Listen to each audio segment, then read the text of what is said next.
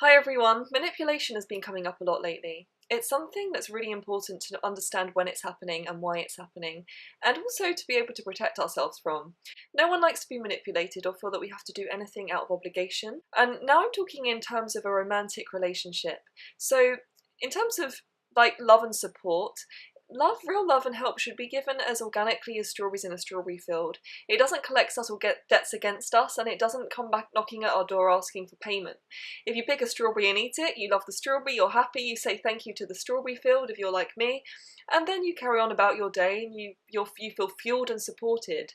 Love is about commitment, and commitment to someone's evolution, commitment to what you can build together and create together, and sharing the juiciness of your lives with each other. There's a few different ways people can manipulate. One of them is they do things for us and they don't know how to ask for anything back in return. They don't know how to say, oh, I would love it if you could do this thing for me. So instead they collect subtle debts against us and we feel it. It's kind of, it's a psychic feeling. You can't put your finger on it, but you just know it's kind of there, and it's awkward. It's a bit awkward. They resent you and you don't really know why. In your mind you've done nothing wrong because they do things for you like friends do. But in their mind you haven't paid them back this debt that they've not even told you about. Now that's not fair. I've seen this a lot in a spiritual community where people feel badly towards desiring and they feel negatively towards their own wants and needs, and they don't know how to get them met, so they get them met through manipulation.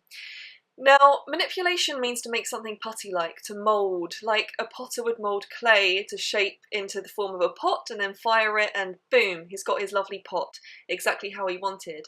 So it really works with clay and it really works with creating. Now, if you fear you're being manipulated, there is nothing wrong with you.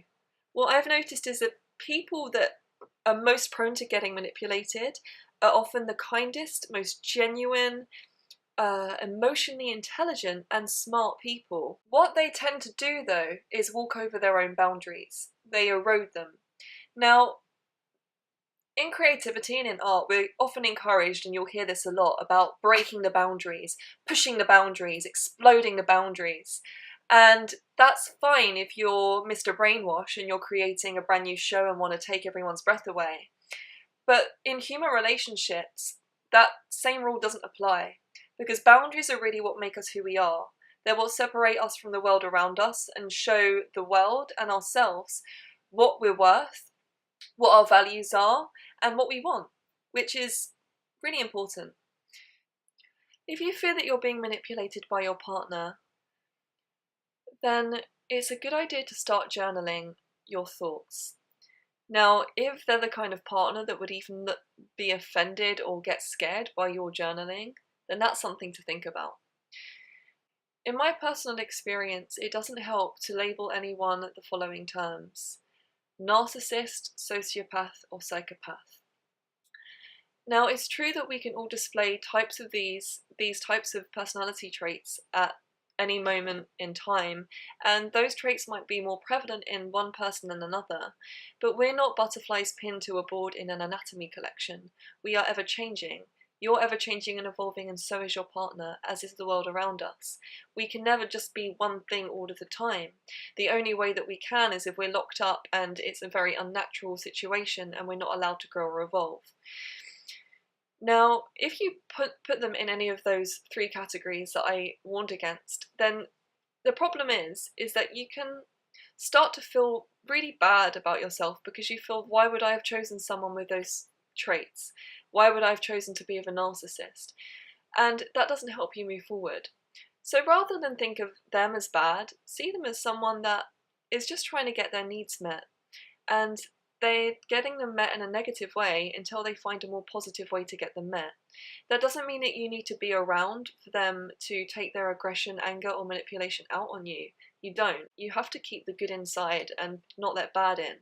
But it just means be aware that they're not necessarily an evil person, but also separate yourself. Sometimes separation can really help the other person to, in their isolation, see their own faults and to go on their own journey of exploration. Separation might last a weekend, a week, or a month, but if the relationship is right, and if that person goes away and changes, for example, goes to anger management, seeks help, goes to their GP, gets more involved in the community, then you can see that that change is doing them good, and maybe you can get back together. But I would just think about that to start with. Now, you don't have to do anything. There's absolutely no action that you have to take. And if you fear that you're being manipulated but you don't know how to get out of that relationship, maybe you don't have to right now. There's no brash decisions that you have to make.